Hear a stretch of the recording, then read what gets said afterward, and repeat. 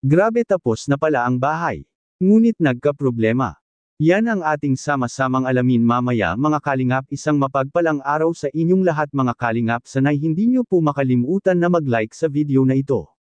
At paunawa tapusin muna ang kaboohan ng video na ito bago magkomento mga kalingap at para malaman ang nilalaman nito. At maraming salamat po mga kalingap sa pagpatuloy na pagsuporta lalo na kay Kuya Val Santos Matubang at Kalingap Rab. Napag-alaman natin mga kalingap patungkol kina Erica na sila ngayon ay mayroon ng sariling bahay at natatapos na pala ito mga kalingap.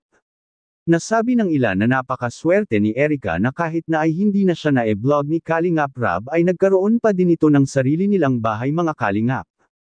At dahil na nga ito sa kanilang mga sponsors na dumirikta na sa pagbigay tulong sa kanila ni Erica mga kalingap. Bumuo kasi si Erica dati ng isang grupo na nakakunikta sa kanya at pati na sa mga e-lovers na siyang nag-ambag-ambag para mapagawaan sila Erica ng kanilang bahay ngayon at mayroon ding nagsasabi na si Erica ay sinulot ito ng ibang vlogger at binalikan niya ang dating nakapag-vlog sa kanya.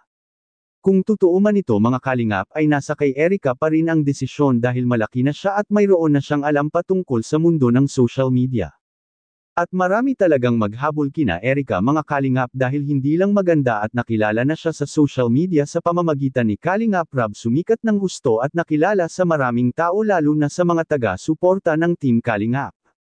Kaya isa ito ang malaking ikinagalit ng karamihan mga kalingap dahil sa pag-alis ni Erica sa Team Kalingap ay hindi ito nagpapaalam ng maayos sa mga viewers at taga-suporta nito. Handa naman anya siyang pakinggan ng mga viewers kung ano ang kanyang ipahayag at aaminin sa lahat. Ito lang talaga mga kalingap ang isa sa malaking pagkakamali ni Erica na hindi siya humarap sa kamera at maghingi ng tawad sa mga viewers. Marami ang nagsasabi mga kalingap kung ginawa pa sa iyon ay talagang maintindihan naman siya at mamahalin pa si Erica ng karamihan niyang taga-suporta. At nang dahil kay Kalingap Rab nakapag-aral siya muli at maayos pa itong nag-aaral ngayon.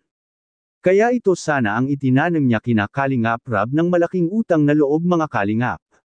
Nang dahil kay Kalingap Rab ay na-enroll muli si Erica sa paaralan, sa kabilang dako naman mga kalingap ang bahay nila Erica ngayon ay natapos na pala ito mga kalingap.